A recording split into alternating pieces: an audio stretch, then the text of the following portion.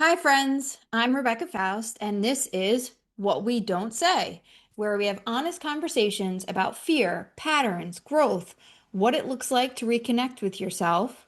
In other words, all the things we experience but don't typically say out loud. I'm so glad you're here. Let's dive in. Today, I want to talk about a phrase I hear all the time in coaching. You probably hear it in your life. And honestly, it's a phrase I still catch myself saying sometimes too. I don't know. Now, sometimes I don't know is true. Sometimes we genuinely don't know. We don't know directions. We don't know the answer. We don't know information. But many times, I don't know isn't confusion. It's protection. It's fear answering before we do. It's our survival mechanism kicking in to keep us in our comfort zone. And that's what I really want to talk about today. This feels like another one of those what we don't say conversations because I don't know can sound harmless, neutral, honest, small. A lot of us were even taught that saying I don't know is better than saying the wrong thing or making something up. But over time, for a lot of high achieving, over giving women, I don't know can become a fast protective reflex, a shield, a pause, a way to buy time, a way to disconnect from ourselves. And in coaching, I hear it most often when we're getting close to something deeper. When I've asked a question like, what do you want? What's really getting in the way? What feels true here? What do you need? What's underneath that? And often, I don't know, shows up right before honesty, vulnerability, clarity, and or change. This matters. Often, I don't know feels safer than the truth because the truth can feel risky. If I say what I really want, you may disagree. You may judge me.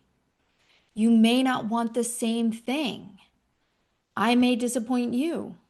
You may disappoint me. There could be conflict, distance, disconnect. And for many of us, that feels terrifying. So I don't know can feel safer, safer than honesty, safer than vulnerability, safer than potentially being misunderstood, safer than risking the connection. And often, I don't know also protects us from responsibility. What do I mean by that? Well, once we admit what we know, what we want, what's wrong, what's not working, or what we need, we may, being the type of people we are, have to do something about it. Because once we see it, we can't unsee it. Once we've said it, we can't unsay it. That's a really vulnerable place to be. 99% of the time in coaching, I don't know, is usually not confusion. It's a survival mechanism response. Usually, I don't know is protecting something. It could be your fear of being wrong, your fear of disappointing someone, your fear of conflict, your fear of being judged, your fear of saying what you really want out loud. Because again, sometimes saying the thing out loud means vulnerability, responsibility, change. And often at least to our survival mechanism, that feels scarier than staying disconnected from ourselves. And sometimes I don't know is just fear creating distance between us and what we already know. Remember, our survival mechanism is designed to keep us quote unquote safe, and it defines safety as what it knows. So if I don't know is what we know, it's going to try and keep you there. If you can start to notice this, that's powerful. I want to share something personal because I have seen this in my own life. When I was little, my brother and I were close in age. We played together quite a lot. And I started noticing something. If he asked what I wanted to do and I answered, and he didn't want to do that, he'd often say something like, well, you can go do that over there, and I'm going to do this over here.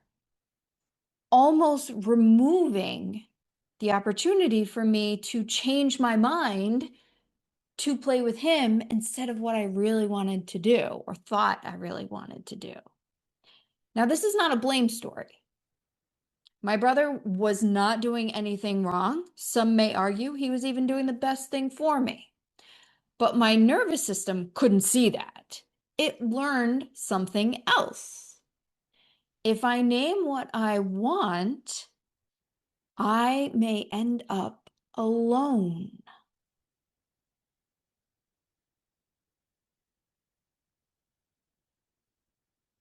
And honestly, that's a really important thing for a little kid to internalize, to learn. That connection may feel safer, may only exist when you don't fully express yourself. So over time, I don't know, or what do you want to do became easier, safer.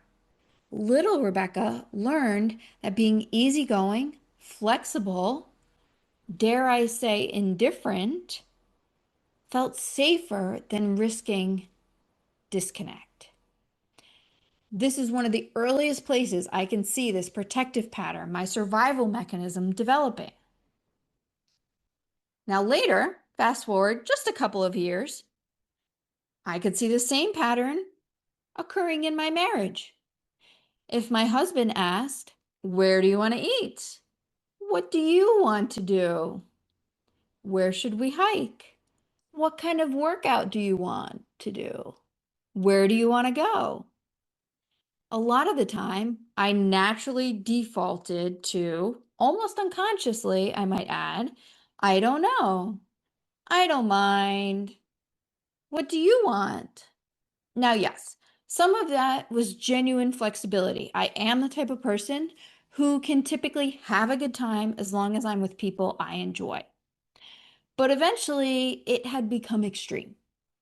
And I realized something important. Me not sharing my opinion was a form of withholding trust from my husband. Every time I said, I don't know, I was not trusting him with my preference. This was a huge realization for me because real connection requires letting yourself be known. If I trust this relationship, which I swore up and down I did, I should be able to share my preference. Even if we don't agree, even if he chooses something different. And that taught me a lot. Honestly, this still shows up. Sometimes my own coach, she'll ask, what do you want to talk about today? And I'll say, I don't know, as if my life and business are magically perfect and fully solved. Nothing to talk about. No problems here.